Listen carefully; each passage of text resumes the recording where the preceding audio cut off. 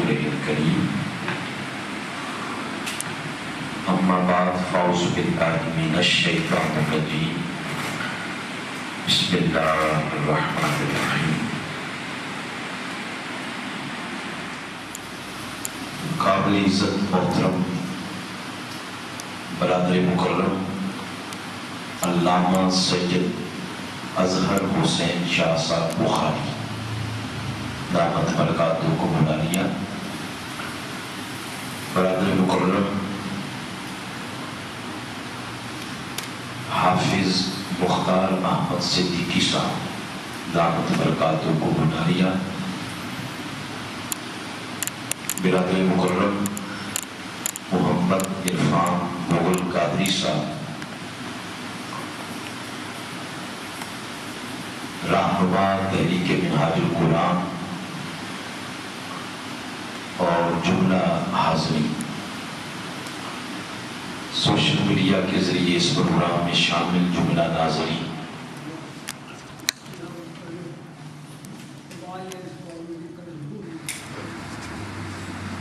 آج گفتگو کو ایک کلاس کی شکل دیتے ہیں. آپ جتنے بھی بیٹھے ہیں سوال جواب بھی آپ کر سکتے ہیں.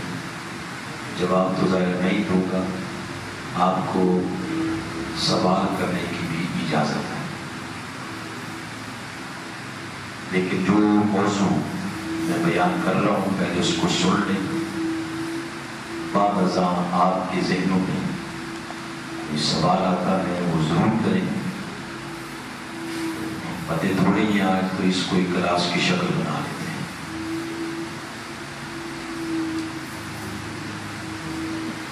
میں آیت کریمہ دوبارہ پڑھتا ہوں، میرے ساتھ مل کر تلاوت کریں. بسم اللہ الرحمن الرحیم. بلند آواز سے پڑھیں. ان اللہ یحب التوابین وَيُحِبُّ الْمُتَطَهِّرِينَ.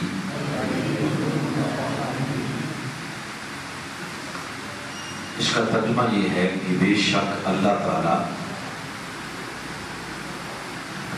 محبت کرتا ہے ان لوگوں سے جو بشکل توبہ اللہ کی طرف رجوع کرتے ہیں، اور دوسرا ان لوگوں سے محبت کرتا ہے جو خون، پاکیزگی اور طہارت اختیار کرتے ہیں. یہ اس آیت کریمہ کا ترجمہ ہے. دو چیزیں بیان ہوئی ہیں اس میں. پہلی چیز بیان ہوئی ہے توبہ، دوسری چیز بیان ہوئی ہے طہارت. تو دونوں کو بیان اس طرح کیا ہے کہ جو توبہ کرتے ہیں اللہ ان سے بھی محبت کرتا ہے، اور جو پاکیزگی اور طہارت اختیار کرتے ہیں اللہ ان سے بھی محبت کرتا ہے. ہمارے پاس جو ٹائم ہے اس کے اندر رہتے ہوئے اگر ہم گفتگو کریں تو پھر ہم دوسری بات پر آج گفتگو کریں گے، وہ ہے یحب المتطہرین، طہارت اور پاکیزگی. تو اس پر گفتگو کرتے ہیں. جب طہارت اور پاکیزگی کی بات کی جائے تو بسا اوقات یہ لفظ سن کر عام بندے کے ذہن میں جو تصور آتا ہے پاکیزگی کا یا طہارت کا، جیسے آپ دیکھیں نا، آپ لفظ بولتے ہیں آم، مینگو، دل و دماغ میں یا زبان میں اس کا ذائقہ محسوس ہوتا ہے.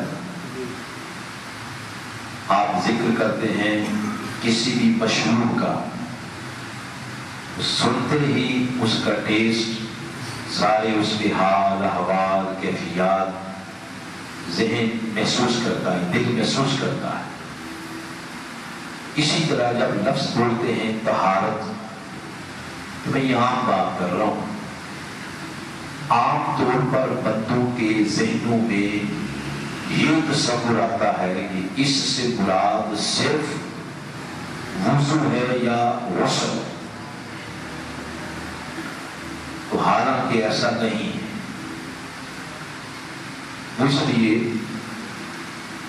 کہ وضو اور طہارت یہ ایک جز ہے، وضو اور غسل یہ ایک جز ہے طہارت کا اور پاکیزگی کا، اور خود جو طہارت اور پاکیزگی ہے یہ ایک بہت بڑا وسیع مضمون اور مفہوم ہے۔ اس کو سمجھنا ہو تو آپ ایک مثال کے ذریعے سمجھ لیں۔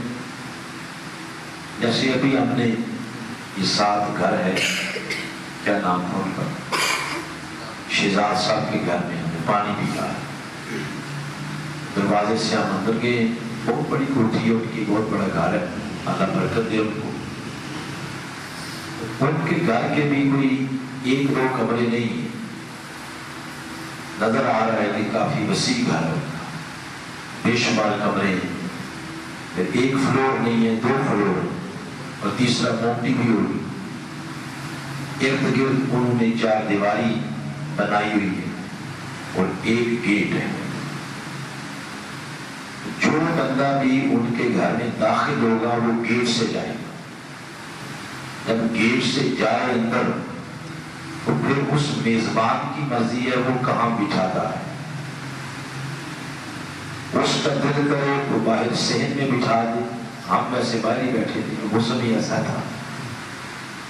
میزبان کا دل کرے تو اندر ڈرائنگ روم میں لے جائے، میزبان کا دل کرے تو سیپریٹ روم میں لے جائے، میزبان کا دل کرے تو اوپر والے فلور میں لے جائے، یہ میزبان کی مرضی ہے۔ لیکن مہمان جو بھی گھر میں جائے گا وہ دروازے سے گزر کے جائے گا۔ اسی طرح ایک مثال دیا، اسی طرح طہارت سمجھ لیں کہ ایک بہت بڑی عمارت ہے، اور اس عمارت میں داخل ہونے والا جو دروازہ ہے اس دروازے کا نام وضو ہے۔ طہارت ایک بہت بڑی کیا ہے عمارت، اور اس میں داخل ہونے والے دروازے کا نام وضو ہے۔ جس نے بھی اس عمارت کے اندر داخلہ لینا یا داخل ہونا، اس کے لیے ضروری ہے کہ وہ وضو والے دروازے سے گزر کے جائے۔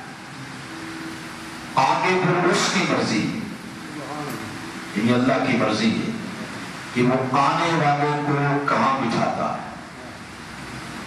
وہ کتنا اپنے پاس بٹھاتا ہے، کتنا اپنے دور بٹھاتا ہے، اس کا کون سا مقام متعین کرتا ہے، یہ اس کی مرضی ہے۔ لیکن جو بھی طہارت کی عمارت میں داخل ہوگا تو داخل ہونے والے دروازے کا نام بولے وضو۔ وضو ایک جز ہے، طہارت کا ایک جز ہے، اور طہارت ایک بہت بڑا وسیع مفہوم ہے۔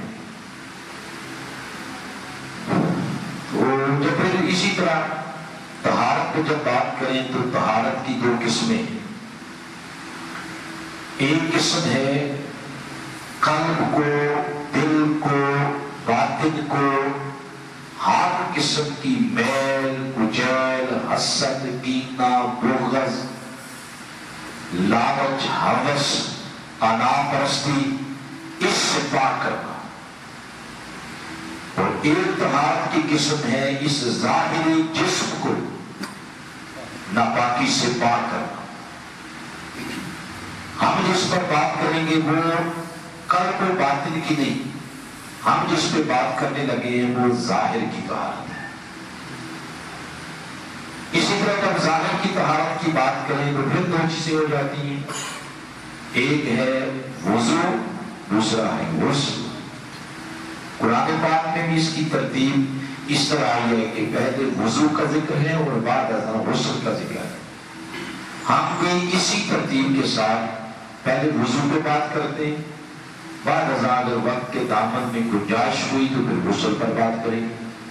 تو پہلے بات کرتے ہیں وضو پہ. جب کوئی بھی بات کرنے لگے، کوئی مسئلہ، کوئی اس طرح کوئی گفتگو کرنے لگے تو حق یہ بنتا ہے اس چیز کا ذکر قرآن سے کریں. جب وضو کی بات قرآن سے کرتے ہیں تو قرآن حکیم کی سورۃ المائدہ اس کی آیت نمبر 6، اس میں وضو کی بات اس طرح ہوئی. فرمایا بسم اللہ الرحمن الرحیم یا ایھا الذین آمنوا اذا قمتم الی الصلاۃ فاغسلوا وجوہکم وایدیکم الی المرافق وامسحوا برؤوسکم وارجلکم الی الکعبین. یہ ساری وضو کی بات ہوئی. سورۃ المائدہ کی آیت نمبر کون سی ہے بولے؟ 6. اس میں وضو کی بات ہوئی. تو پہلے بات یہ پتا چلی کہ وضو کا حکم کس میں آ گیا؟ بولے نا، قرآن. اب یہ آیت جو میں آپ کو سنا رہا ہوں یہ مدینہ پاک میں اتری ہے، مکہ پاک میں نہیں آئی. لیکن جو نماز کا حکم ہے وہ مکہ پاک میں آیا ہے. آیت وضو والی مدینہ پاک میں ہے. تو وضو کا حکم یا طریقہ بعد میں آیا اور نماز کا حکم پہلے آیا. جب حضور علیہ السلام میلاد کی شب گئے تو اس وقت نمازوں کا تحفہ لے کے آئے تھے. 1 سال اس کے بعد پھر حضور مکہ پاک رہے، پھر مدینہ پاک چلے گئے. 6-7 سال مدینہ پاک گئے ہوئے گزر گئے، پھر جا کے یہ آیت آئی ہے وضو کا. تو یہ تقریباً 7 سال بنتے ہیں، 7-8 سال. 7-8 سال پہلے نماز کا حکم آیا اور بعد ازاں پھر وضو کا طریقہ آیا. اس سے ذہنوں میں کیا سوال ابھرتا ہے؟ بولے بات سمجھ آ رہی؟ تو ذہنوں میں سوال یہ آتا ہے کہ پھر صحابہ کرام کیا وضو کے بغیر نماز پڑھتے تھے؟ تو لا صلاۃ الا بالوضو، وضو کے بغیر تو نماز نہیں ہوتی. اس کا مطلب وضو کرتے تھے. لیکن وضو کے طریقے والی آیت اتنے عرصے بعد آئی ہے، وہ وضو کیسے کرتے تھے؟ اس سوال کا جواب آپ جس سے بھی پوچھیں گے، یا قرآن سے آپ پڑھنے کی کوشش کریں گے، حدیث پاک سے تلاش کریں یا تاریخ پڑھیں، اس کا ایک ہی جواب ہے. اس کے علاوہ اس کا کوئی جواب نہیں. وہ یہ کہ صحابہ کرام وضو ویسے ہی کرتے تھے جیسے حسین کے بابا محمد مصطفیٰ کرتے تھے. کیونکہ کوئی بھی حکم آتا ہے جب عبادت کا تو اللہ کی شان یہ ہے کہ اللہ صرف حکم دیتا ہے، اس حکم کے بارے میں خبر نہیں دیتا. جیسے اس نے فرمایا اقیموا الصلاۃ، تو یہ حکم ہے. تو جب آپ قرآن پڑھیں گے، حدیث پڑھیں، یہ حکم تو نماز کا اللہ نے دیا ہے، تو اس کی خبر کہاں سے آئی کہ پڑھنی کیسے ہے، قیام کیسے کرنا ہے، رکوع کیسے کرنا ہے، سجدہ کیسے کرنا ہے. تو کیا خیال ہے یہ اللہ نے قیام کر کے بتایا ہوگا کیسے کرنا؟ بولو، ان چیزوں سے اللہ کیا ہے؟ پاک ہے. اس کی شان یہ ہے کہ وہ صرف حکم دیتا ہے، باقی رہی اس حکم کے بارے میں ڈیٹیل اور خبر وہ فرماتا ہے یہ میرے محبوب سے ملے گی، یعنی آقا علیہ السلام سے. اس نے حکم دیا نماز کا کہ نماز قائم کرو. تو صحابہ کرام نے اس کی حضور یہ حکم ہے، اس کی خبر کیا، کیسے قائم کرنی ہے؟ تو بخاری شریف کی حدیث ہے، حضور نے فرمایا صلو کما رأیتمونی اصلی، فرمایا اسی طرح نماز پڑھو جس طرح میں کرتا. جس طرح میں کرتا ہوں مجھے فالو کرے تمہاری نماز ہو جائے گی. اسی طرح حج کے بارے میں، اسی طرح روزے کے بارے میں، اور اسی طرح وضو کے بارے میں. یعنی مطلب یہ ہے کہ وضو وہ ویسے ہی کرتے تھے جیسے میرے آقا کرتے تھے. تو پھر بعد ازاں پھر آیت بنا کے کیوں نازل کی؟ یہ اس لیے نازل کی کہ وہ ہماری پرابلم تھی نا، ہماری، کہ ہم کس کو دیکھ کے وضو کرتے. تو اللہ تعالیٰ نے یہ کیا کہ 7-8 سال تک جس طرح حضور وضو کرتے رہے، تو اللہ تعالیٰ نے اس طریقے کو زمین سے اٹھایا اور آسمان سے قرآن کی آیت بنا کے حضور کے سینے پہ نازل کر دیا. یہ اس آیت کا جو پس منظر ہو گیا جو میں نے آپ کو بیان کر دیا. آج آپ نے یہ بات بیان کرنی ہے وضو والی، اور کوئی لمبا چوڑا کوئی فلسفہ نہیں ہے اور کوئی نکات نہیں ہے. یہی وضو والی بات کرنی ہے. ایک بات سے حضرت بابا بلے شاہ رحمت اللہ علیہ کے بارے میں آتا ہے، وہ جب گئے استاد کے پاس پڑھنے، استاد نے پڑھایا الف، انہوں نے پڑھا الف، پھر پڑھایا با. بابا بلے شاہ نے آگے سے عرض کیا کہ حضور استاد محترم میرے لیے الف ہی کافی ہے، میں اب ساری زندگی اسی پہ عمل کر لوں تو میرے لیے یہی کافی ہے. ایک ہی بات الف میں. آپ پوچھیں گے الف میں کیا ہے اتنا کچھ؟ میں صرف تخیل کیا نا پروازی کے لیے آپ کو اشارہ کر دیتا ہوں، سن لے جا کے. کبھی یوٹیوب پہ دیکھیں آپ الف اللہ بائی ڈاکٹر طاہر القادری، 2.5 گھنٹے کا خطاب نکل آئے گا صرف الف پہ. وہ پیر کرم شاہ صاحب کے عرس پہ آپ نے کیا تھا، صرف ایک حرف الف پہ خطاب کیا 2.5 گھنٹے. اس کا مطلب ہے کہ الف میں کچھ ہے، الف میں کچھ ہے. تو بابا بلے شاہ ساری زندگی پر الف کے ہی معانی، مفاہیم، مضامین انہی میں غوطہ زنی کرتے ہیں. اور آج ہزار لوگ بابا بلے شاہ کی شخصیت اور شاعری پہ پی ایچ ڈی کا تھیسس کر کے پی ایچ ڈی کر رہے ہیں. جس بندے نے زندگی میں ایک الف پڑھی ہے اس پہ لوگ پی ایچ ڈی کر رہے ہیں. کوئی لمبا چوڑا فلسفہ نہیں پڑھا ہو. اسی طرح ایک اور بزرگ ہے حضرت حاتم، ان کا پورا نام ہے حاتم اصم. اصم کا معنی ہے اونچا سننے والا، بہرا، اور ہماری پنجابی زبان میں کہتے ہیں ٹورا. تو وہ اونچا سنتے تھے اور حقیقت میں وہ اونچا سنتے نہیں تھے، جان بوجھ کے ڈورے بنے اس لیے تھے کہ اپنے زمانے کے ایک بہت بڑے ولی تھے، ان کے پاس لوگ آتے دعائیں کروانے کے لیے، اپنا اپنا مسئلہ بیان کرتے، وہ دعا کرتے. تو ان کے پاس ایک دن ایک خاتون آئی، عرض کرتی ہے حضور یہ میرا مسئلہ دعا کر دیں. جو ہی بولنے لگی تو اس کی ہوا خارج ہو گئی اونچی آواز میں. اس پر پھر وہ خاتون اتنی شرمندہ ہوئی کہ اس کا دل کرتا تھا کہ زمین پھٹے میں اندر چلی ہو، کہ بزرگ کیا سوچیں گے کہ مجھے یعنی عورت کو مجلس کی آداب ہی نہیں پتا. وہ بڑی شرمندہ ہوئی. تو حضرت حاتم محسوس کر گئے کہ یہ بیچاری شرمندہ ہے. اب انہوں نے اسے جھڑکا نہیں. ہم جھڑک دیتے ہیں ایسی کوئی بات ہو جائے، کسی فطری عمل ہے تو ایسا کوئی بات ہو جب جھڑک دیتے ہیں. انہوں نے جھڑکا نہیں. انہوں نے اس کی شرمندگی دور کرنے کے لیے اس کے عیب پر پردہ ڈالا. پتہ کیسے؟ ادھر کان پہ ہاتھ رکھا اور رات کے ایسے کہا، کہتے میں کوئی نہیں سنتا، اونچا بولو کیا کہا ہے، دوبارہ بولو. اس خاتون نے جب یہ سنا کہ یہ تو اونچا سنتے ہیں تو انہوں نے وہ آواز نہیں سنی ہوگی.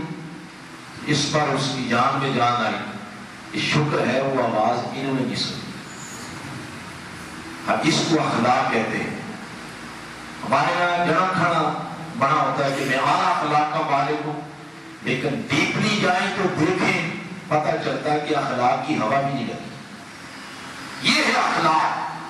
کسی کے عیب چھپانا، پردہ پوشی کرنا، اس کو اخلاق کہتے ہیں. اب اس کے پاس ساری زندگی حضرت حاتم ڈوری بنے رہے. انہوں نے محسوس نہیں ہونے دیا کہ حقیقت میں ڈورا نہیں تھا. یہ دونوں بزرگوں کی بات سنانے کا مقصد یہ ہے کہ ہمارے مسلمانوں کے جو اکابرین ہیں نا، ہمارے اکابرین، وہ ایسے ایسے بھی گزرے ہیں کہ ایک بات اسی کو پلے باندھا ہے اور ساری زندگی اسی پہ پیرا دیتے دیتے ان کی زندگیاں گزر گئی. ہمیں بہت ساری چیزوں کا علم ہوتا ہے، پڑھتے بھی ہیں سارا کچھ، مگر کسی پہ بھی عمل نہیں کرتے. میں اس لیے کہہ رہا ہوں کہ آج آپ نے کوئی لمبا فلسفہ بیان نہیں کرنا. آج صرف ایک ہی بات کریں گے، وہ ہے وضو. بولے کیا؟ یہ لفظ دو طرح پڑھا جاتا ہے. اس طرح بھی پڑھتے ہیں وضو اور اس طرح بھی پڑھتے ہیں وضو. واو پر زبر بھی، واو پر پیش بھی. تو اگر پڑھے واو پر زبر وضو تو اس کا مطلب وہ پانی ہوتا ہے جس سے کرنا ہوتا ہے وضو، اس کو کہتے ہیں وضو. اور یہ جو عمل ہوتا ہے جس کے اندر سارے آزاد ہوتے ہیں، وہ جب بیان کرنا ہو تو وہ وضو نہیں کہتے، پھر کہتے ہیں وضو. سمجھ گئے نا؟ تو یہ آپ بات وضو پہ کر رہے ہیں یا وضو پہ کر رہے ہیں؟ بولے وضو پہ کر رہے ہیں. تو یہ آج بات بیان کرنی ہے میں نے. اس ضمن میں پھر رسول صلی والسلام کی آپ حدیث سنیں. آپ نے صلی اللہ علیہ وسلم نے فرمایا اپنے اصحاب سے، فرمایا میں تمہیں کوئی ایسی چیز بتاؤں جس کو تم اپنا لو اور اپنانے سے اتنا فیض ملے گا کہ اللہ تمہیں گناہوں سے یوں صاف کر دے گا جیسے زنگ آلود لوہے سے زنگ اتار کے اس کو صاف کیا جاتا. تو صحابہ کرام نے اس کی حضور فرمایا، آپ نے فرمایا سخت سردیاں ہوں، عبادت کے لیے وضو کرنا پڑ جائے، گرم پانی کی سہولت بھی نہ ہو، عبادت کا ٹائم بھی ہو جائے، دل بھی اندر سے بیزار ہو، اس کیفیت میں کوئی اٹھ کے اللہ کی رضا کے لیے وضو کرے تو فرمایا جو وہ آزاد ہوتا چلا جاتا ہے اللہ اس کو گناہوں سے یوں صاف کر دیتا ہے جیسے ریل مال لے کے لوہے کو زنگ سے صاف کر دیا جاتا ہے. پھر ایک اور حدیث ہے، آپ نے اسلام نے فرمایا قیامت کے دن میری امت دور سے پہچانی جائے گی. اور پوچھا گیا حضور کیسے؟ فرمایا ان کے اعضائے وضو، وہ جو آزاد ہوتے ہیں وضو کے اندر، وہ 14ویں رات کے چاند کی طرح چمک رہے. آپ ایسے بھی گھر جا کے تجربہ کر لیں، صبح جب ہوگی تو پہلے ہاتھ دھوئیں، پھر ہاتھ اور دوسرے بازو کو غور سے دیکھیں. جہاں پانی مس کیا ہوتا ہے وہاں خون کی رفتار تیز ہو جائے، وہ سرخ ہو جائے گا زیادہ. جس جگہ پانی مس کرتا جاتا ہے خون کی رفتار وہاں تیز ہو جاتی ہے. تو جس بندے کی زندگی کا وتیرہ آ گیا، ایک تو وہ فزیکلی اعتبار سے اچھے ہو جاتے ہیں نا آزاد، تو روحانی برکت وضو کی یہ ملے گی کہ آپ فرماتے ہیں اس بندے کے اعضاء وضو قیامت کے روز 14ویں رات کے چاند کی طرح چمک رہے. دو حدیثیں ہوگی، ایک تیسری حدیث بھی سنیں. تیسری حدیث کے الفاظ میں بظاہر وضو کا ذکر نہیں ہے، لیکن ہم اس سے استدلال کریں گے اپنے موضوع کی مناسبت سے.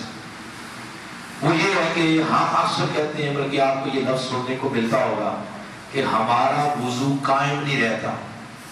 سنتے ہیں یہ بات؟ آپ پنجابی میں کہتے ہیں کہ ساڈا وضو نہیں کھلوتا، ایسا ہی ہے نا. تو وضو قائم کیوں نہیں رہتا؟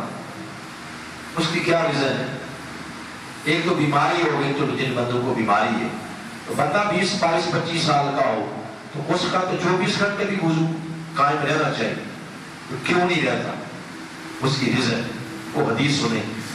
حضور صلی اللہ علیہ وسلم نے فرمایا کہ ایک انسان کے اندر 10 آنتیں ہوتی ہیں اور مومن کی ایک آنکھ کھانے پینے سے بھری ہوئی ہوتی ہے اور 10 آنکھ اور 9 آنکھیں وہ خالی ہوتی ہیں. برعکس کافر کے اس کی 9 آنکھیں بھری ہوئی ہوتی ہیں اور ایک آنکھ خالی رہتی ہے. یہ آپ علیہ السلام نے فرمایا. آپ موضوع کی مناسبت سے اگر استدلال کریں تو وہ یہ ہے کہ جتنا ایک مومن اپنے آپ کو خالی رکھے گا اندر سے، جتنی آنکھیں زیادہ خالی رکھے گا اتنا زیادہ حالت طہارت میں رہ سکے گا. یہ راز ہے اس میں. ابھی آپ 1.5 مہینہ ہوا نا رمضان سے باہر آئے ہوئے، تو آپ نے تجربہ نہیں کیا. میکسیمم لوگ رمضان میں ایسے ہوتے ہیں، جو عام سال میں ایسا نہیں ہوتا، مگر رمضان میں ایسا ہوتا ہے کہ بیشتر لوگ ایک وضو کے ساتھ 2 نمازیں پڑھ لیتے ہیں، 3 نمازیں بھی بس اوقات پڑھ لیتے ہیں. ہوتا ہے ایسے یا نہیں؟ بولو ہوتا ہے. کیوں؟ اس لیے کہ دن کے ٹائم کھانا پینا کوئی، زیادہ آرام سکون سے وضو کیا 3 نمازیں پڑھ لی. تو ایسا ہوتا ہے، انسان ایسا کر سکتا ہے. جب آپ ناشتے کے نام پہ 3-4 روٹیاں لپیٹ جائیں گے، 10-11 بجے پھر رات چائے پانی کے نام پہ منی لنچ ہو گیا، ظہر کے بعد دوپہر کا کھانا، اور 4-5 بجے پھر چائے پانی، پھر وہ منی ڈنر ہو جاتا ہے، پھر شام کے بعد پھر کھانا، رات 11 بجے پھر کھا کے سو جانا، اور باقی ایکسٹرا چیزیں تو ابھی ذکر ہی نہیں کی، وہ جو آپ کا نوڈل وغیرہ یہ ساری چیزیں. جب ہر وقت بندہ کھاتا رہے گا تو وضو کیسے قائم رہے گا؟ نہ ہی صحت رہتی ہے. تو کم کھائیں، کم کھانا بندے کو زیادہ سے زیادہ حالت طہارت میں رکھ سکتا ہے. یہ بات ہو گئی. اگلی آپ جو ایک خاص بات بتانی آ جاؤ، خاص بات ہے، اس کے لیے آپ الرٹ ہو جائیں. اگر پہلی باتوں میں آپ کی توجہ نہیں تھی تو اس بات پہ کر لیں. یہ بات جب مکمل ہو جائے گی تو پھر آپ سے سنا بھی جائے گا. جب آپ سنائیں کہ میں نے سنایا کیا ہے. اس لیے جاگتی آنکھوں اور سنتے کانوں کے ساتھ سنیں. اگلی بات جو بیان کرنی ہے وہ یہ ہے، موضوع ہے ہمارا طہارت. آپ جو اس کے ساتھ ملا کے بیان کرنی ہے بات وہ یہ ہے، طہارت میں خیال، طہارت میں دھیان. یہ ایک خاص بات کرنی ہے. بولے کیا ہے؟ طہارت میں خیال. یہ بات ہے. وہ بات اس طرح ہے کہ وضو کے اندر جتنے آپ آزاد ہوتے ہیں، ہر عضو کو دھونے کی ایک دعا ہے، اور ان دعاؤں میں سے بیشتر دعائیں منسوب ہیں حضور صلی اللہ علیہ وسلم کی طرف کہ یہ عضو دھوئیں تو یہ دعا کریں، یہ دھوئیں تو یہ کریں، یہ دھوئیں تو یہ کریں. وہ ساری دعائیں پنجابی میں نہیں ہیں، وہ عربی میں 15-20 دعائیں بن جاتی ہیں. وہ اب ہماری حالت یہ ہے کہ ایک سورہ کوثر، ایک سورہ اخلاص بمشکل سے ہمیں یہ یاد ہوتی ہے، اور نماز کے اندر بھی بس یہی بار بار پڑھتے رہتے ہیں. آپ نے کبھی زندگی میں کوشش ہی نہیں کی کہ اللہ کے کلام کو یاد کر. ویسے کیا خیال ہے، میں بات کرنے لگا ہوں، مجھے بول کے کوئی رسپانس دینا. جس بندے نے اتنی زندگی میں ہمت کی کہ MSc کر دی، وہ ڈگریوں کی اس نے ایسے وہ لگ گیا، انبار لگ گیا، وہ بندہ بھی جب قیامت کے دن عذر پیش کرے گا کہ مجھے یاد نہیں ہوئی، تو اس کا عذر قبول ہوگا؟ MSc آپ کر سکتے ہیں، 20 ہوتے یاد کیوں نہیں کر سکتے آپ؟ جس نے رٹا مار مار کے میٹرک کے اچھے نمبر لیے ہیں، MSc میں، BSc میں MSc کر لی ہے، وہ ڈاکٹر بن گیا، انجینئر بن گیا، باتوں میں کسی کو آگے نہیں جانے دیتا. وہ بندہ بھی حضرت قیامت جا کے عذر پیش کرتا ہے کہ ہمیں یاد نہیں ہوتا. اسے دکھایا جائے گا کہ تمہیں ہم بتاتے ہیں تمہیں یاد کیسے نہیں ہوتا. خیر چلیے، یہ تو میں نے آپ کی ترغیب کے لیے بات کی. چھٹیاں ہیں، اسکولوں میں چھٹیاں ہیں، کالجز میں چھٹیاں ہیں. 2 مہینے لگائیں، 2 مہینوں میں کم از کم آدھا پارہ آخری یاد کریں قرآن پاک، حضور کی سیرت پڑھیں. ضروری مسائل ہیں فقہ کے، وہ یاد کریں۔ وہ علم جو ہر مرد اور مومن پر فرض ہے، طلب العلم فریضۃ علی کل مسلم و مسلمہ، وہ علم جو ہر مرد اور مومن مسلمان پر فرض ہے، اس کو حاصل کریں چھٹیوں کے اندر۔ تو خیر میں جو بات عرض کر رہا ہوں وہ یہ کہ وہ ساری دعائیں عربی کے اندر ہیں، چلے اگر یاد نہیں ہوتی تو ان کا ایک متبادل طریقہ میں آپ کو بتا رہا ہوں۔ وہ متبادل طریقہ یہ ہے کہ ان ساری دعاؤں کو کنورٹ کر لیں خیال کے اندر، تبدیل کر لیں دھیان کے اندر، تو پھر ایسے میں یاد ہو جائے۔ کنسیپٹ کلیئر کروانا ہے تو جو ہوتا ہے میتھڈ ٹیچنگ کا، جو بھی آپ یوز کریں تو اگلے کو کنسیپٹ کلیئر کروانا ہے۔ مثلا ایک پنکھا ہے تو اس کے آپ نیچے بیٹھے ہیں تو بچے کو رٹا لگواتے ہیں، یہ ہوا دیتا ہے، ہوا دیتا ہے، ہوا دیتا ہے، وہ 20 مرتبہ رٹا لگایا کہ یہ ہوا دیتا ہے، اس کو رٹا نہ لگائے، بٹن آن کریں، اس سے پوچھیں کو ہوا لگ رہی ہے تو یاد ہو جائے گی۔ یہ ہوتا ہے کنسیپٹ کلیئر کرانا۔ وہ میں آپ کو بتانے لگا ہوں کہ طہارت میں خیال وہ کیا ہوتا ہے۔ وہ یہ ہے کہ جب آپ وضو کرنے کے لیے اٹھیں، آپ نے نیت کر لی، ارادہ کر لیا کہ اب میں نے وضو کرنا ہے، تو ٹوٹی تک یا جہاں بھی پانی ہے وہاں تک پہنچنے میں جتنا ٹائم لگے گا اس وقت وہ دعا کرنی ہے۔ اور دعا کو کس میں کنورٹ کیا ہے؟ بولتے جائیں آپ، خیال میں۔ پہلا خیال یہ ذہن میں لے کے آنا ہے کہ باری تعالیٰ میں تیرے حکم کے مطابق وضو کرنے لگا ہوں، تو کرب کر اس عمل کے صدقے میری خطائیں معاف کر دے، میری خطائیں معاف کر دے۔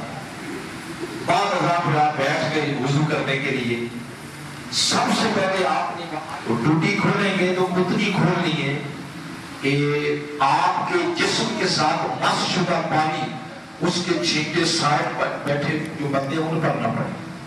ہم اس میں احتیاط نہیں کرتے، اور ساتھ والا بندہ بھی نہیں بولتا، وہ اس لیے نہیں بولتا کہ ایسا نہ ہو کہ میں بول دوں تو پھر مجھے اٹھا کے نیچے رکھ دیا جائے، وہ اس لیے بولتا نہیں ہے۔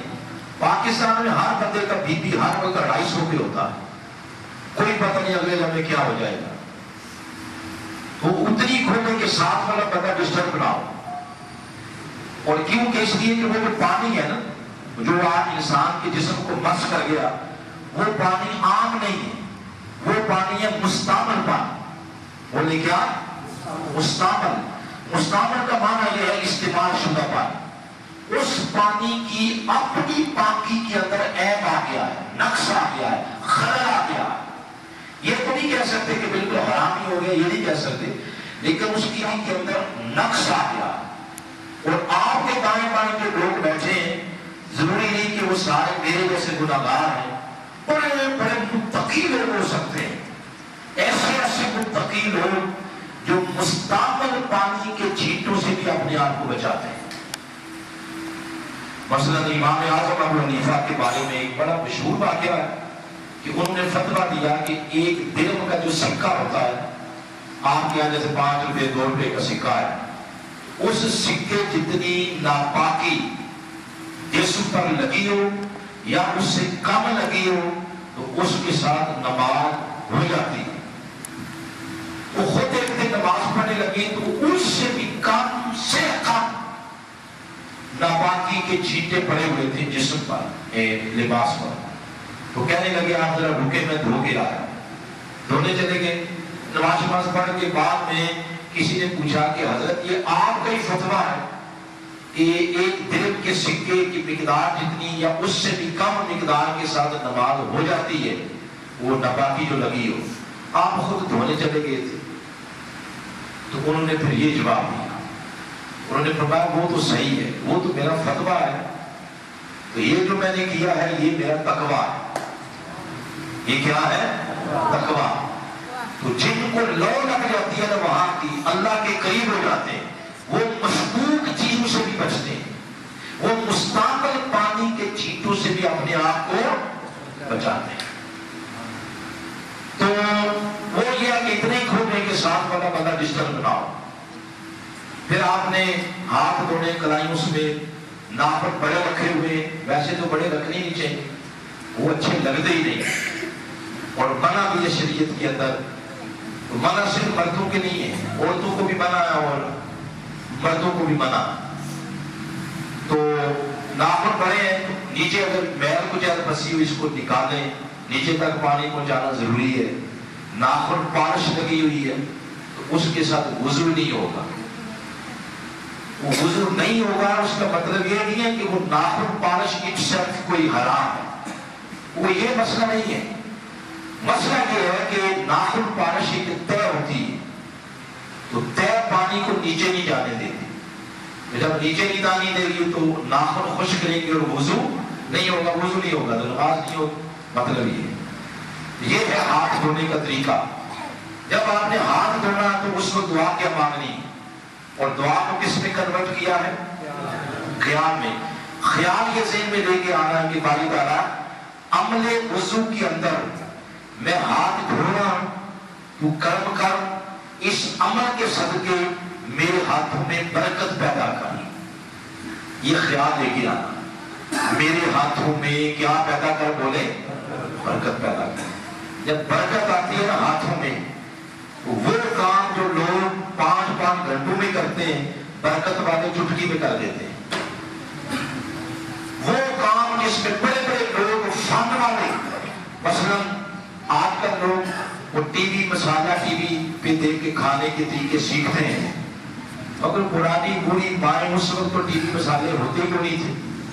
وہ ساری چیزیں ایک ہی دفعہ ہنڈیا میں ڈال دی، لیکن جو ذائقہ ہوتا تھا وہ کمال کا ہوتا. اس کو کیا کہتے ہیں؟ برکت کہتے ہیں. اس برکت کے پیچھے کوئی نہ کوئی عمل ہے. جب آپ وضو کے اندر ہاتھ دھوئیں، یہ ذہن میں خیال لے کے آئیں کہ باری تعالیٰ میرے ہاتھوں میں کیا پیدا کر؟ برکت پیدا کر. کوئی بول تو نہیں ہو رہی یہ باتیں سن؟ بولو. کیونکہ اکثر ذوق ہوتا ہے بندے کو تھوڑے چھوڑے سنانے چاہیے، یہ ذوق ہوتا ہے بندے کا. ہمیں اصل میں وہ آتے نہیں مگر سناتے ہیں آپ، وہ آتے کوئی نہیں ہے. تو اس لیے میں نے کہا چلو وہ باتیں کرتے ہیں جن کا تعلق عملی زندگی کے ساتھ. اس کے بعد آپ نے دانت صاف کرنے، دانت سے بڑھا کر کلی کرنی. کلی کرنے سے پہلے اگر مسواک ہے مسواک کریں، مسواک نہیں ٹوتھ پیسٹ کریں، وہ نہیں ہے تو شہادت والی انگلی کے ساتھ دانتوں کو صاف کریں. اور کلی کرنے کا مقصد یہ ہے کہ منہ سے سمیل نہیں آنی چاہیے. جیسے آپ نے صلاۃ والسلام نے فرمایا ہے، آپ نے فرمایا کہ سمیل والا منہ نہ لے کے آؤ مسجد. اور 2 چیزوں کا ذکر بھی کیا ہے، لہسن اور پیاز کھا کے مسجد میں نہ آؤ.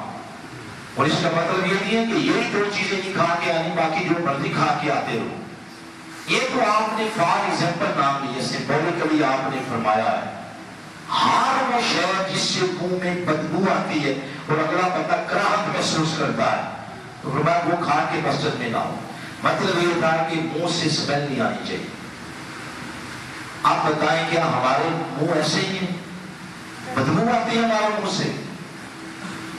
کپڑے کو ہم کاٹن کے پہنتے ہیں، استری شدہ سلوٹ بھی نہیں پہننے دیتے، مگر وہ چیزیں جو ضروری ہیں ان پہ عمل ہی نہیں کرتے. ہم جب صبح اٹھتے ہیں، کئی بادشاہ طبیعتیں ایسی ہوتی ہیں 3 دن وہ مسواک ہی نہیں کرتے، بدبو آتی ہے منہ سے، سخت بدبو آتی ہے. تو جب بدبو آئے گی تو کون اس کے قریب بیٹھے گا؟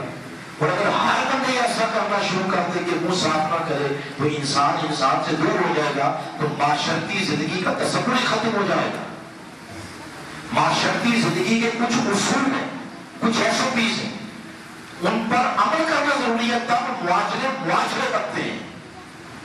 ان میں جو چیزیں بیان کی گئی ہیں ان میں سے ایک چیز ہے کہ منہ سے اسمیل نہیں آنی چاہیے. ہم کلی نہیں کرتے، نہ سونے کے بعد، نہ کھانے کے بعد، نہ کھانے سے پہلے، نہ سونے سے پہلے، تو بدبو آتی رہتی ہے. تو اس لیے حضور اسلام نے فرمایا الطہور نصف الایمان، صفائی کیا ہے؟ نصف ایمان. اس کا مطلب یہ ہے آتا ایمان صفائی کے اندر ہے. اگر ایک کتاب میں 100 مارکس کو بتا لے تو ایک مضمون کے 100 نمبر ہیں، تو 33 نمبر کو لے تو کیا ہو جاتا ہے؟ بولے پاس ہو جاتا ہے. اور یہ 33 نمبر والا فارمولا کو 2 صدیاں پہلے کا ہے، 2 صدیاں پہلے کتنے مارکس والا پاس کرنا ہے. تو انہوں نے کہا سروے کریں کہ بر صغیر میں لوگوں کا یہ کتنے فیصد کام کرتا ہے دماغ. انہوں نے سروے کر کے لکھا کہ ان کا ہمارے سے آدھا کام کرتا، جتنا ہمارا کام کرتا ہے تو ان کا آدھا. تو انہوں نے کہا ہمارے ہاں تو 65% نمبر دیے جاتے ہیں، تو 65 کا آدھ بنائے تو 32.5، تو 33% دیتے جائیں ان کو پاس کرتے جائیں. 1800 کی صدی گزر گئی، 1900 کی گزر گئی، 2023 آ گیا. ان 2.5 صدیوں میں بڑی بڑی حکومتیں آئیں اور بڑے بڑے ایسے وزیر تعلیم آئے جنہوں نے پریس کانفرنس کر کے یہ کہا کہ ملک کو ہم نے چاند میں پہنچا دیا ہے، بدل انگریزوں کا قانون نہیں سکے. بڑے بڑے بادشاہ خان لوگ آئے مگر یہ نہیں بدل سکے کہ قوم کو ہم نے کہاں لے کے جانا، اور 33% والا بندہ پاس. خیر میں نے یہ بات آپ کو جلانے کے لیے کی ہے، میرا تو موضوع نہیں ہے. یہ میرا موضوع یہ تھا کہ 50 نمبر صفائی کے تو 33% والا ویسے ہی پاس ہو جاتا ہے. تو آپ اندازہ لگائیں آدھا ایمان اللہ کے رسول نے صفائی میں بیان کیا ہے. ہم صفائی نہیں رکھتے، ہمارے دانت گندے، 5 دن ہم نہاتے کو نہیں، بدبو آتی ہے، ادھر سے اسمیل آتی ہے. جرابیں پہنیں گے 5 دن کو ہم اتاریں گے نہیں جب تک ہمیں خود نہیں چڑھے گی. گوڑیاں اتار دیں، دانت کو نہیں صاف، کپڑے کو نہیں صاف، بیٹھے ہیں نالوں لٹک رہے ہیں نیچے ایسے پیٹ نکلے ہوئے، ورزش ہم نہیں کرتے.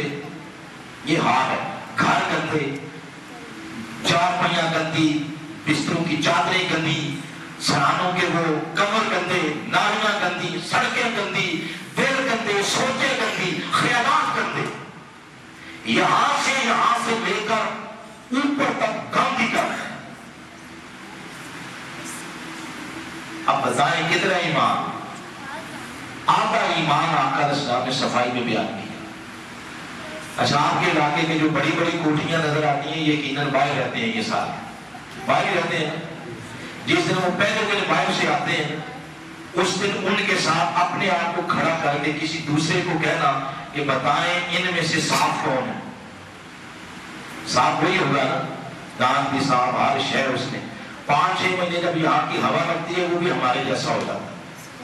تو وہاں کیا ہے؟ وہاں صفائی ہے. وہ بھی کیا ہے؟ صفائی ہے. یہ کام تو ہمارے کرنے والے تھے. اور یہ کلمہ پڑھنے کے بعد پہلی سیڑھی ہے. کلمہ پڑھنے کے بعد کون سی سیڑھی ہے؟ تو پہلی سیڑھی پر ہی ہم پھسل گئے ہیں. جب پہلی سیڑھی پر ہی پھسل گئے ہیں تو تسخیر کائنات کا خواب کا بھی شنیدہ ہوگا. وہ مریخ کو، وہ مشتری کو، وہ نیپچون کو ہم نے مسخر کرنا تھا. ہم ابھی پہلی سیڑھی پہ پاؤں نہیں رکھ سکے، کائنات کو مسخر کیسے کریں گے؟ تو میں یہ بات بتا رہا ہوں آپ کو کہ آدھا ایمان اللہ تعالیٰ نے کس کے اندر رکھا ہے؟ صفائی. آج مزہ تب ہے یہ بات کہنے کی بجائے کہ خطاب بڑا اچھا ہوا ہے یہ نہ کہیں. آج مزہ تب ہے کہ آج سے اس پر عمل کرنا شروع کریں. اپنے آپ کو صاف رکھیں، داڑھی اور کنگھی کیا کریں، بال ہیئر سٹائل اچھا بنائیں، کنگھی پر کریں، خوشبو لگائیں، صاف ستھرے کپڑے پہنیں، دانت صاف، وضو میں نہ کریں. پتہ ہمارے جامعہ اسلامیہ میں نازل قرآن میں علامہ جمیل صاحب بیٹھے ہیں، انہیں پتا ہوگا علامہ معراج الاسلام صاحب ہمارے شیخ الحدیث تھے. 90 سال سے زیادہ عمر ہوئی ان کی، اور آخری 2 پیریڈ پڑھاتے تھے بخاری شریف کے. ان کی زندگی کا یہ معمول تھا کہ بخاری شریف پڑھانے سے پہلے غسل کرتے تھے، سردیاں یا گرمیاں، پھر سفید لباس پہنتے، پھر تیز قسم کا عطر عود لگاتے، اور پھر آقا علیہ السلام کی آپ کے حدیث پڑھاتے.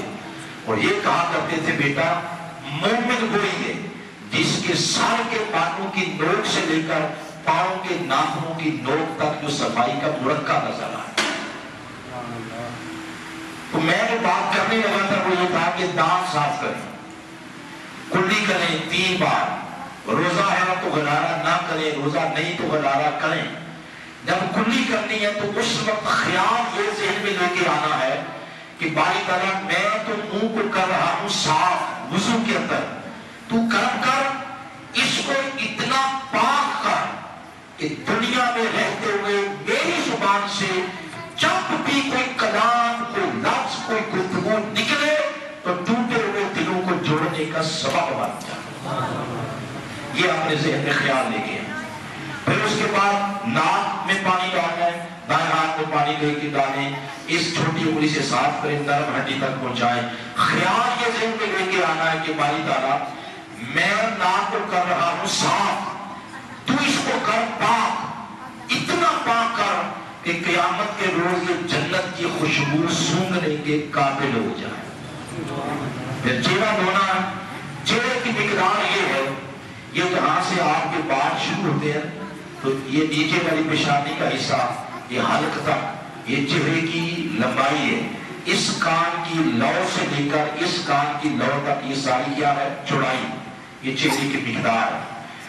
داڑھی بڑی ہے، گھنی ہے، اس داڑھی کے اوپر ہی پانی بہا دیں گے تو آپ کا وضو ہو جائے گا۔ لیکن داڑھی چھوٹی ہے اور پتلی ہے کہ اس سے یہ جلد نظر آتی ہے، اس داڑھی کے ہر بال کی جڑ تک پانی پہنچانا کیا ہے؟ لازم۔ یہ چہرہ دھونے کا طریقہ اب ذہن قرآن میں آ رہا ہے کہ قیامت کے روز کچھ لوگوں کے چہروں پہ رب کی نظر پڑے گی، کچھ لوگوں کی طرف اللہ دیکھے گا، تو اے میرے مولا میرے عمل اس قابل نہیں ہے کہ میں ان خوش نصیبوں کی صف میں کھڑا ہو سکوں۔ یہ جو میں وضو کے اندر اپنا چہرہ دھو رہا ہوں، اس کے صدقے میرے چہرے کو اتنا پاک کر کہ روز قیامت تیری نظر رحمت اس پر پڑ سکے اور تیری نظروں کے انوار اور تجلیات میرا چہرہ جذب کرنے کے قابل ہو جائے۔ یہ جب چہرے کو دھونا ہے تو اس وقت ذہن میں خیال لے کے آنا۔ باتیں سمجھ آ رہی ہیں نا؟ بولو۔ اس کے بعد پاؤں دھونے، کیا دھونا ہے؟ اب مجھے پتا چل گیا آپ کو کتنی سمجھ آ رہی ہے۔ وہ میں نے اس لیے پوچھا تھا کہ سمجھ آ رہی ہے آپ کو۔ تو چہرے کے بعد کیا دھونے ہیں؟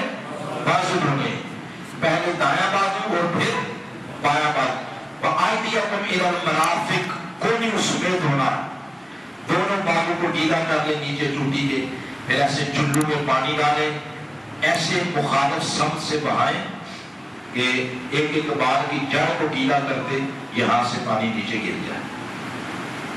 تو دایاں بازو دھونے کی بھی دعا ہے اور بایاں بھی، جیسے سورۃ الحاقہ میں فرمایا روز قیامت لوگوں کو رزلٹ کارڈ دیا جائے گا کہ یہ تمہاری زندگی کے امتحان کا کارڈ ہے۔ فَأَمَّا مَنْ أُوتِيَ كِتَابَهُ بِيَمِينِهِ، کئی لوگوں کو دائیں ہاتھ، اور 3-4 آیات کے بعد آگے فرمایا وَأَمَّا مَنْ أُوتِيَ كِتَابَهُ بِشِمَالِهِ، اور کئی لوگوں کو بائیں ہاتھ۔ جن کو دائیں ہاتھ دیا جائے گا مطلب ہوگا پھر تم پاس ہو گئے زندگی کے امتحان، اور جن کو بائیں ہاتھ میں دیا جائے گا مطلب ہوگا تم سارے فیل ہو گئے۔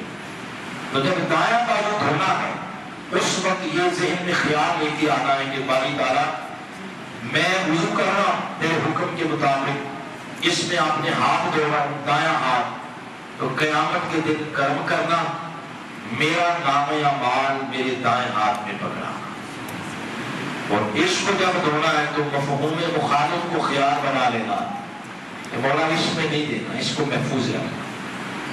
اس کے بعد پھر آپ نے وَامْسَحُوا بِرُؤُوسِكُمْ، سر کا مسح کرنا، سر کا جب مسح کرنا ہے تو اس کا طریقہ یہ ہے، سر کا مسح کرنے کا طریقہ آپ اچھی طرح پہلے اپنے ہاتھوں کو گیلا کر لیں پانی کے نیچے، پھر ایسے کریں سارے،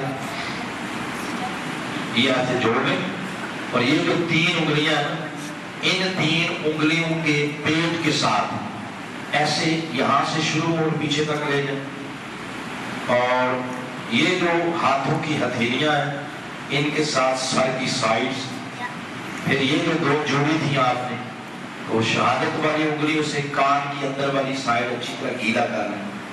اب یہ انگوٹھے رہ گئے ان کے ساتھ کان کی بیک سائڈ، اب ہاتھوں کی بیک سائڈ رہ گئی ان کے ساتھ گردن کا مسح کر، یہ ہے سر کا مسح کرنے کا طریقہ. اب دعا کیا مانگنی، اور دعا کو آپ نے کس میں کنورٹ کیا ہے؟ بولے خیال میں. تو خیال یہ ذہن میں لے کے آنا ہے کہ باری تعالیٰ میں وضو کے اندر سر کا مسح کر رہا ہوں، حالات پاؤں کے درست نہیں ہوں گے، پھر صابن سے دھوئیں، اسمیل ختم کریں. کیوں؟ ہو سکتا ہے جہاں مسجد میں آپ اسمیل والا پاؤں رکھیں تو وہاں کسی نے سجدہ کرنا ہو، اور وہ پچھلی صف سے چڑھ کے بندہ آگے پہلی میں آئے، ہر صف پہ پاؤں رکھے گا تو پاؤں سے بدبو آتی ہوگی، تو ہو سکتا ہے پچھلی صف پہ کسی نے وہاں سجدہ کرنا ہو، تو جب وہ وہاں سجدہ کرے گا تو بے ہوش ہو جائے گا بیچارہ، اس لیے اس کو دھو لیں صابن کے ساتھ. تو جب دایاں پاؤں دھونا ہے تو اس وقت یہ ذہن میں خیال لے کے آنا ہے کہ باری تعالیٰ میں وضو کے اندر پاؤں دھو رہا ہوں، دنیا میں رہتے ہوئے میری جتنی بھی زندگی ہے اس زندگی میں تو کرم کر، میرے قدم جب بھی اٹھیں تو خیر کی طرف اٹھیں، بھلائی کی طرف اٹھیں، نیکی کی طرف اٹھیں، لوگوں کی مدد کرنے میں اٹھیں. اور بایاں پاؤں دھونا ہے تو یہ خیال ذہن میں لے کے آنا ہے کہ وہ کوئی سراغ جہاں بال کی نوک سے زیادہ باریک اور تلوار کی دھار سے زیادہ تیز ہوگا، وہاں سے جس نے بھی گزرنا ہے وہ اپنے عمل کی مناسبت سے گزرے گا. جتنے عمل ترے ہوں گے وہ بندہ اتنی سپیڈ سے گزر جائے گا، اور جتنے عمل مارے کمزور ہوں گے اس بیچارے کو گزرتے ہوئے اتنی مشکل درپیش ہوگی. اس وقت ذہن میں یہ لے کے آنا کہ باری تعالیٰ پل صراط سے گزرتے ہوئے میری مدد کرنا، تاکہ آسانی کے ساتھ میں وہ پل پار کر جو جنت میں داخل ہو جاؤں. یہاں کے وضو کا طریقہ ختم ہو گیا. اب اینڈ کسی نتیجہ خیز پوائنٹ پہ کرتے ہیں جا کے، وہ یہ جتنی دعائیں. اچھا یہ بتائیں کو سمجھ آ گئی باتوں کی؟ کوئی مسئلہ ہے تو پوچھو، کوئی ذہن میں مسئلہ آپ کی آیا تو پوچھو، تب پھر ہم اگلی بات کی طرف بڑھیں. کوئی ذہن میں مسئلہ آتا ہے تو پوچھو. میں یہ بات کر رہا تھا ایک جگہ تو ایک بچے نے، بڑے تو نہیں بولتے، پھر بچے بولتے ہیں، بڑوں کو شرمندگی آتی ہے، پوچھیں گے تو اگلا کیا سوچ. ایک بچے نے پوچھا کی ہے مانگی ہے، ان ساری دعاؤں کا جو بنیادی مرکز ہے، بیسک جو بات ہے وہ یہ ہے کہ وضو کرتے ہوئے خیال اللہ کی طرف رہے. وضو کرتے ہوئے خیال کس کی طرف رہے؟ اللہ کی طرف. اگر وضو کرتے ہوئے خیال اللہ کی طرف رہے، رفتہ رفتہ رفتہ وہ خیال پک جائے گا. پھر کیا ہوگا؟ رفتہ رفتہ وہ خیال آپ کو عام زندگی میں بھی آنے لگے گا. عام زندگی میں کوئی دکان ڈالے گا نہیں، کام ماپنے لگا ہے تو وہ خیال آپ اس کو اس زندگی میں بھی آنا شروع ہو جائے گا کہ کام ماپنا نہیں ہے، اللہ دیکھ رہا ہے. گرنے میں ڈنڈی مارنے لگا ہے یا حلوائی کرتے ہوئے کسی کی آنکھ تھوڑی سی اپنے میں شامل کرنے لگے تو ذہن میں خیال آ گیا کہ اللہ دیکھ رہا ہے.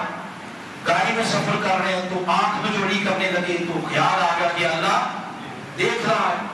بلیئر کے پھٹے پہ بیٹھے ہیں، چوک تھڑے دکانیں ان پہ بیٹھے ہیں تو کسی کی ماں بہن بہو بیٹی کی طرف دیکھنے لگے تو خیال آ گیا کہ اللہ دیکھ رہا ہے.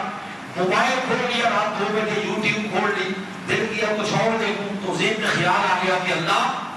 یعنی ہزار کام میں اگر یہ خیال رفتہ رفتہ غالب آنے لگا وہ سمجھنے کہ اللہ نے آپ کو چن لیا، اپنے اس نے آپ کو اپنے قریب کر لیا، اس نے آپ کو اپنی قربت دے دی ہے، اس نے آپ کو چن لیا اپنی توجہات اور قربت کے نور کے لیے. اور جن کو یہ مل جاتا ہے اللہ کا خیال، ان کو کیا ملتا ہے؟ اس پر حدیث آپ کو سناتا ہوں. حضرت حنظلہ وہ اتنے گلی سے جا رہے تھے تو اعلان کر رہے تھے لوگوں حنظلہ منافق ہو گیا، لوگوں حنظلہ منافق ہو گیا. سامنے سے سیدنا صدیق اکبر رضی اللہ تعالیٰ عنہ آئے. آپ نے پوچھا حنظلہ یہ کیوں بات کر رہے ہو، یہ تو منافق ہو گئے. تو کہتے ہیں صدیق اکبر دیکھو نا کہ جب ہم حضور کے پاس بیٹھے ہوتے ہیں، حضور کے گھر میں، حضور کی مجلس میں ہوتے ہیں، اس وقت ہماری کیفیت ہی کچھ اور ہوتی ہے. ہمارا خیال، دھیان، تصور، تخیل، سوچ ساری اللہ کی طرف ہو جاتی ہے. دنیا کا خیال بھی نہیں بھٹکتا، لیکن جو ہی اس مجلس سے اٹھ کے گھر آتے ہیں پھر کوئی معاملات شروع ہو جاتے ہیں۔ میرے ذہن میں آیا کہ کہیں میں منافق تو نہیں ہو گیا۔ سیدنا صدیق اکبر نے یہ بات سنی تو وہ بھی شاشدر رہے، کہتے ہیں چلو آؤ حضور سے پوچھتے ہیں۔ آپ کے پاس گئے، جا کے آپ نے جا کے جب حضور کو عرض کیا، آپ نے پھر ان کو ان کی اس بات میں یہ قبر سنی۔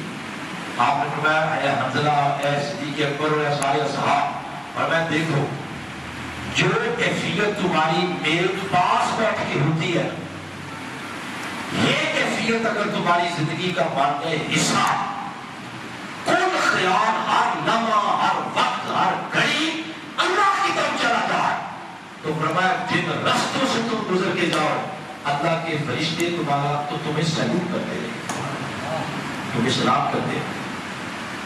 یہ بات آقا علیہ السلام نے ہمارے لیے ہی فرمائی ہے جو زمین پر رہتے ہیں، یہ مشتری پر رہنے والوں کے لیے نہیں ہے، یہ ہمارے لیے ہی فرمائی ہے آقا علیہ السلام۔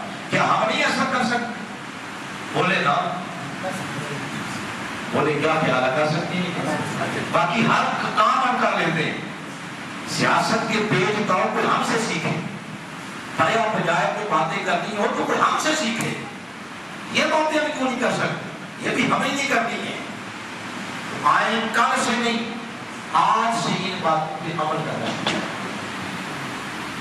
کل کسی نے دیکھا ہے، کسی نے دیکھا بولے جب یہ کل والا کل آئے گا تو پھر کل ہو جائے گا، وہ آئے گا تو کل ایک دن پھر آگے چلا جائے گا، کل کسی نے نہیں دیکھا۔ لہٰذا آج سے ان باتوں کو عملی زندگی کا حصہ بنانا، اور سفر جہاں سے شروع کرنا ہے وہ یہ ہے کہ اللہ دیکھ رہا۔ بولے ذرا اللہ، سارے اونچی آواز میں بولے اللہ۔ اب جنہوں ٹانگیں کھڑی ہوئی ہیں ذرا بچھائیں، ذرا چوکڑ مار کے بیٹھے، ذرا آپ آنکھیں بند کریں، ذرا میں بھی بند کرتا ہوں، آپ بھی بند کریں، اور صحیح اپنے اللہ کو حاضر ناظر رکھ کے یہ جملہ بولے 2 بار، بولے اللہ دیکھ رہا ہے، پھر کہیں آپ 3 بار صرف کہیں اللہ اللہ اللہ۔ اب یہ جو تصور ہے اس کو عملی زندگی کا حصہ ہے۔ سیدنا فاروق اعظم رضی اللہ تعالیٰ کو گزر رہے تھے، گشت کر رہے تھے، تو ان کو ایک دروازے کے قریب سے عورتوں کی آواز آئی باتیں کرنے کی، رات کا ٹائم، تو آپ کھڑے ہو گئے، آپ سننے لگے کہ اس وقت یہ کیا باتیں کر رہے ہیں۔ ماں بیٹی سے کہہ رہی تھی کہ دودھ میں پانی ملا دو، کوئی نہیں دیکھ رہا۔ تو بیٹی کہتی ہے کہ اماں نہیں، ایسا نہیں، کوئی نہیں دیکھ رہا، یہ تو ٹھیک ہے، مگر اللہ تو دیکھ رہا ہے، میں نہیں ملاؤں۔ یہ بات سیدنا فاروق اعظم نے گلی کے باہر سنی اور رو پڑے کہ میری رعایا میں اور میری سلطنت میں ایسے ایسے لوگ بھی ہیں۔ صبح ہوئی تو اپنے بیٹے کا رشتہ لے کے گئے اس کے گھر، کہتے ہیں اس بیٹی کا رشتہ دے دو میرے بیٹے کو۔ وہ رشتہ دے دیا، نکاح ہو گیا، شادی ہو گئی۔ بیٹا فاروق اعظم کا اور خاتون وہ جس کا یہ عقیدہ تھا کہ اللہ، بولو اللہ دیکھ رہا۔ اللہ نے پھر ان کو اولاد دی، ان کی اولاد میں بڑے بڑے نیک لوگ آئے۔ ان میں سے ایک بندہ وہ ہے جس کا نام ہے عمر بن عبد العزیز۔ عمر بن عبد العزیز اب یہ امیر المومنین بھی بنے بعد میں، یعنی بادشاہ بنے یا وزیر اعظم بنے یا صدر، جو بھی آپ کو ذہن میں کیا فٹ ہو، تو یہ بعد میں امیر المومنین بنے۔ اب ان کے دور میں خلافت راشدہ کی یاد تازہ ہو، وہ خلفائے راشدین کا دور میں یاد کروا، اور ہوتا کیا ان کے دور میں کسی کہیں سے بھی یہ آواز نہیں آتی تھی کہ صدقہ دے دو، اللہ کے نام پہ کچھ دے دو، زکوٰۃ دے دو، یہ آوازیں نہیں آتی تھی۔ تو کیا آوازیں آتی تھی؟ یہ آوازیں آتی تھی کہ زکوٰۃ لے لو، صدقہ لے لو، لینے والا کو ملتا ہی نہیں۔ اتنی اکانومی اور معیشت مضبوط ہو گئی، وجہ وہ انصاف تھا۔ شام کو زکوٰۃ دینے والے مایوس گھر آ جاتے کہ زکات لینے والا ملے ہی کوئی نہیں. یہ بیٹا اس خاتون سے جس کی شخصیت اس اصول پر بلڈ اپ ہوئی تھی کہ اللہ دیکھ رہا. یہاں پر بات ختم کرتے ہیں.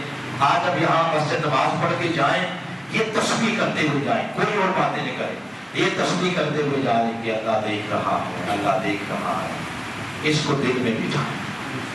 یہ بات جو آج میں نے آپ کو یہاں سے سنائی ہے, آج یہ جو اللہ دیکھ رہا ہے, یہ تھیم میں نے سارا اس کتاب سے لکھا ہے, قلبی حیات و ممات. یہ میرے آج کا زیر مطالعہ ہے, اس کو میں پڑھ رہا ہوں. آتے ہوئے میرا بیٹا ساتھ ہے ہوا ہے, ہمارے غفور صاحب ہے, میں ان کو سنا رہا تھا سب کو کہ یہ سارا تھیم میں نے کس سے دیا ہے, اس کتاب سے. یہ حضور شیخ الاسلام ڈاکٹر محمد طاہر القادری مدد ذلالی آپ کے قلم سے لکھی ہوئی. ایسے ہمارے پاس ہے, اگر آپ لینا چاہتے ہیں تو بات دے دینا, پڑھیں آپ اس کو. آپ کو محسوس ہوگا کہ ہمارے دل میں کچھ ہونے لگا ہے, یعنی اس کی نظر رحمت ہوگی. اللہ تعالیٰ ہم سب کو عمل کی توفیق عطا فرمائے. آج یہاں پر ختم کرتے ہیں, اذان کا ٹائم ایسے ہو گیا ہے, بلکہ جواب ہونے میں 3 منٹ باقی رہ گئے. اذان ہو گیا, اذان 9:15. اچھا تو ٹھیک ہے, جیسا میں نے وعدہ کیا تھا کہ آپ سے پوچھیں گے تو آپ پوچھیں پھر. ٹھیک, 1 منٹ پہلے پوچھ تو لیں. پوچھتے نہیں آپ سے, اس لیے کہ میں دیکھ رہا تھا آپ سارے توجہ سے سنتے. وہ ویسے دھمکی دی تھی آپ کو تاکہ آپ توجہ سے سنیں, تو لہٰذا پوچھیں گے نہیں, ہمارا ایمان ہے کہ آپ سن لیں. اب آپ پوچھیں.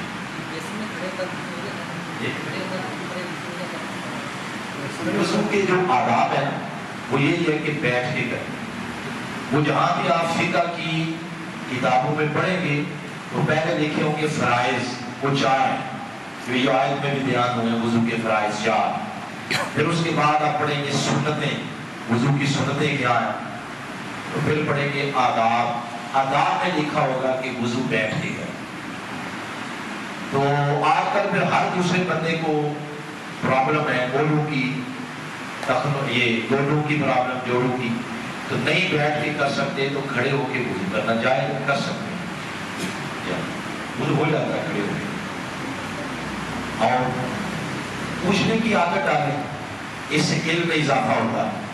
پوچھنے کچھ اور بات پوچھنی ہے, نہیں تو دعا کرتے ہیں اور بات کو ختم کرتے ہیں. ٹھیک ہے, بات کو دعا کرتے. بسم اللہ. عرفان صاحب نظر نہیں آ رہے, کدھر گئے جی؟ آپ سب نے مجھ سے سننا ہے کہ آج کیا بیان ہوا. آپ جتنے آئے ہیں نا مجھ سے سننا ہے کہ آج کیا بیان ہوا. آمین. بسم اللہ الرحمن الرحیم. اللہم صلی علی سیدنا محمد. الصلاۃ والسلام علیک یا رسول اللہ وعلی آلہ وصحبہ یا حبیب اللہ. یا رب العالمین, ہماری آج کی نشست کو اپنی بارگاہ میں قبول فرما. غلطی کوتاہی ہوگی تو اس پر معافی عطا فرما. جو کلمہ خیر تیری بارگاہ میں قبول ہوا ہے اس کے صدقے ہماری غلطیاں معاف فرما, ہماری خطائیں معاف فرما. باری تعالیٰ جتنے ہمارے اہل ایمان رشتہ دار دنیا سے چلے گئے ہیں ان کو جنتوں میں اعلیٰ مقام عطا فرما. دعا مانگنے والوں کے جتنے رشتہ دار دنیا سے گئے ہیں ان کی بخشش و مغفرت فرما. جتنے بچے, جتنے نوجوان اس پروگرام میں بیٹھے ہیں مولا, سب کو دلوں کی پاکیزگی عطا فرما, سب کی پیشانیوں کو سجدوں کا نور عطا فرما, سب کی زبانوں کو سچ بولنے کی توفیق عطا فرما. والدہ جتنے طالبات طالبات نے میٹرک کے پیپر دیے یا دیگر امتحانات کی تیاریاں کر رہے ہیں, سب طالبات طالبات کو زندگی کے ہر امتحان میں کامیاب فرما. جتنے بزرگ بیٹھے ہیں ان کو ایمان کی, صحت کی سلامتی عطا فرما. اے میرے مالک, بیماروں کو شفائے کاملہ عاجلہ عطا فرما. عرفان بھائی کا بیٹا بیمار ہے, اس کے لیے دعا ہے اللہ پاک اس کو کامل صحت عطا فرمائے. ان کی امی بھی بیمار ہیں, ان کے لیے دعا ہے اللہ پاک ان کی والدہ محترمہ کو کامل صحت عطا فرمائے. اور اسی مسجد میں عرفان صاحب کے والد صاحب ایک پکے نمازی تھے, اسی مسجد میں آتے تھے, ان کے لیے دعا ہے اللہ پاک ان کو جنتوں میں مقام عزت عطا فرمائے.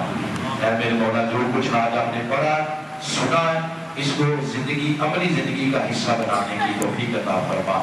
حضور شیخ الاسلام ڈاکٹر محمد طاہر القادری جنہوں نے ہمیں اس کام پہ لگایا ہے، یہ دین کی سونپی ہے اور ہماری تربیت کی ہے، ان کے لیے دعا ہے کہ مولا ان کی قلم کی روشنی اس میں اتنی برکت فرما کہ دنیا کے اندھیرے دور ہو جائیں اور ہمیں وہ تعلیمات اپنانے کی توفیق عطا فرما۔